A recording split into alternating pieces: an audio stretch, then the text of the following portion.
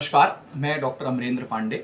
मैं जबलपुर अस्पताल संघ का सचिव हूं और भारतीय चिकित्सा संघ का स्टेट एवं नेशनल कार्यकारिणी मेंबर हूं। आज मैं कोरोना के सेकेंड वेव के बाद अपने कुछ सुझाव मेरे प्रधानमंत्री नरेंद्र मोदी जी तक पहुंचाना चाहता हूं। मैंने इन सुझावों को ईमेल अपने प्रधानमंत्री जी को भी किया और हमारे चीफ मिनिस्टर शिवराज मामा जी को भी किया, बट उस पर मुझे कोई अभी तक प्रतिक्रिया नहीं मिली। तो मैंने बोला मैं एक वीडियो के माध्यम से सब लोगों को अपने विचार से अवगत कराता हूँ, शायद बात सही कानों तक पहुँच जाए। तो सेकेंड वेव से थर्ड वेव के बीच में हम डॉक्टरों ने ये देखा है कि जिस स्तर पे तैयारियां होना चाहिए वो स्तर अभी हम अचीव नहीं कर पा रहे हैं। सबसे पहले मैं बात करना चाहूँगा ऑक्सीजन की कमी की। कोरोना का जो इलाज है वो बिना रेमडेसिविर के भी संभव है, बिना महंगे इंजेक्शंस के भी संभव है, लेकिन ऑक्सीजन पहली ऐसी मोटे तौर पे माना जाए दवाई है। मेडिकल ऑक्सीजन के बिना इलाज संभव ही नहीं है। खुद प्रधानमंत्री साहब ने आके आपको संबोधित करते समय बताया कि अप्रत्याशित ऑक्सीजन की डिमांड थी, हमने कभी ऐसा नहीं सोचा था कि इतनी डिमांड ऑक्सीजन की होगी। अब इसका सलूशन क्या निकाला? इसका सलूशन निकालने के लिए आपको डॉक्टरों से पूछना चाहिए था। हर शहर में एक chief medical and health officer होता है, बट अभी की हमारी व्यवस्था में वो chief medical and health officer के बहुत ऊपर और बहुत ज्यादा ताकत कलेक्टर साहब को दी गई है। कलेक्टर साहब ऑक्सीजन की डिमांड सप्लाई के टेक्निकल अधिकारी नहीं रहते, बट सारा पावर उनके पास है। तो कहीं कुछ किसी ने पढ़ा व्हाट्सएप में, पहले बोला कि ऑक्सीजन कॉन्सेंट्रेटर खरीद लीजिए। ऑक्सीजन कॉन्सेंट्रेटर फेल हो गए, क्योंकि ऑक्सीजन कॉन्सेंट्रेटर जो 5 लीटर वाले होते हैं, जब आप उनको फुल कैपेसिटी में यूज करें तो वो प्योर ऑक्सीजन नहीं दे पाते। जब आप 10 लीटर वाले को फुल कैपेसिटी में यूज करें तो ऑक्सीजन की कॉन्सेंट्रेशन कम हो जाती है। ऑक्सीजनेशन कॉन्सेंट्रेटर जो हमने ले ली है, हम उसमें ज्यादा जब मरीज की ऑक्सीजन की डिमांड बढ़ती है तो उसको हम बढ़ा नहीं पाते। ऑक्सीजन कॉन्सेंट्रेटर के बाद दूसरी चीज आई कि अस्पतालों में हम प्लांट लगा लें। तो हम किस डिमांड के लिए प्लांट लगाएं?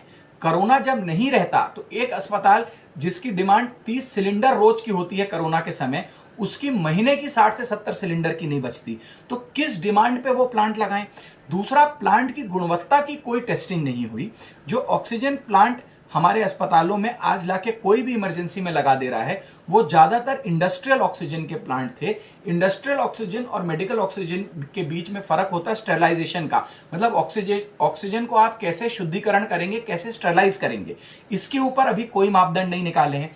शायद हो सकता है ये एक कारण हो जिसकी वजह से कोरोना के बाद हमने इतना खतरनाक म्यूकोरमाइकोसिस फंगल इन्फेक्शन का प्रकोप देखा।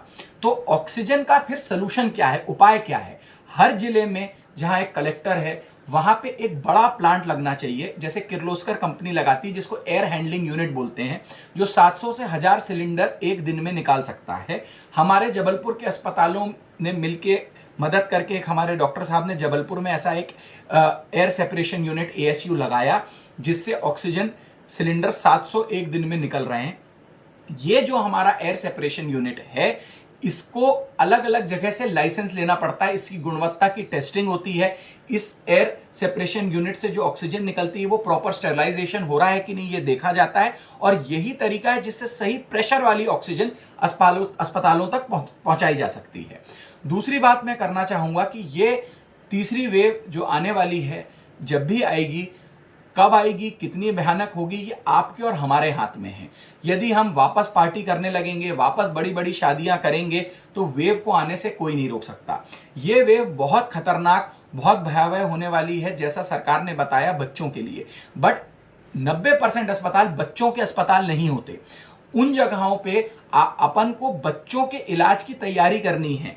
उनके माइक्रो ड्रिप सेट अलग होते हैं, उनके अलग किस्म के मास्क होते हैं, उनकी दवाइयां अलग होती हैं, उनको अलग किस्म से ट्रीटमेंट। इसकी क्या हमने तैयारी चालू की? क्या हमारे सरकारी डॉक्टरों का कोई पीडियाट्रिशियन क्लास लेके बता रहा है कि बच्चों को कैसे हैंडल करेंगे? बच्चे, पीडियाट्रिक्स एक बहुत स्पेसिफिक फील्ड है और हमारे सारे जिले अस्पतालों में, देश के पूरे अस्पतालों में सबसे ज्यादा कमी पीडियाट्रिशियंस की, मतलब बच्चों के डॉक्टर की है। तो बाकी डॉक्टरों को भी थर्ड वेव के पहले ट्रेनिंग होना बहुत जरूरी है। थर्ड वेव को आने से रोकने का सबसे बड़ा हमारी जो ताकत है वो है वैक्सीनेशन, टीकाकरण।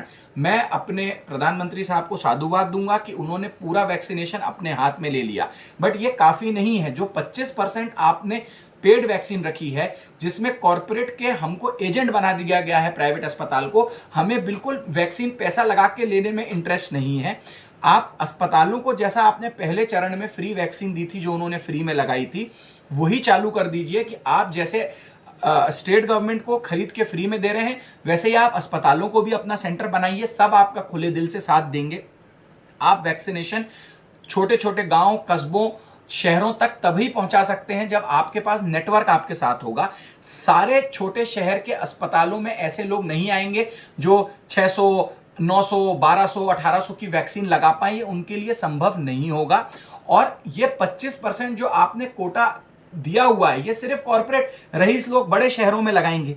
इससे 25% इक्विटेबली सबके बीच में डिस्ट्रीब्यूट नहीं होगा।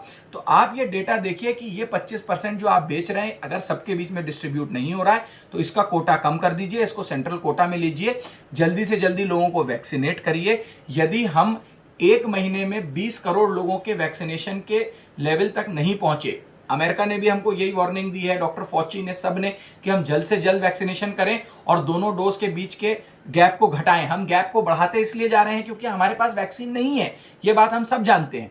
इस गैप को हमें कम करना है और जल्दी से जल्दी वैक्सीनेट करना है। नेताओं को अपनी बड़ी बड़ी जैसे रैलीज में वो लोगों को लेके आते हैं, हमने अभी वेस्ट बंगाल में देखा, कोई भी जीता हो कोई भी हारा हो, रैलीज में कितनी भीड़ थी। हम उनका एक दिन का उनको मेहनताना दे देते हैं, कोई प्रलोभन दे देते हैं। वैसे ही बड़े बड़े नेता अपने अपने क्षेत्रों में जाएं, रैलीज करें, लोगों को मोटिवेट करें, सोशल डिस्टेंसिंग के साथ वैक्सीनेट कराएं।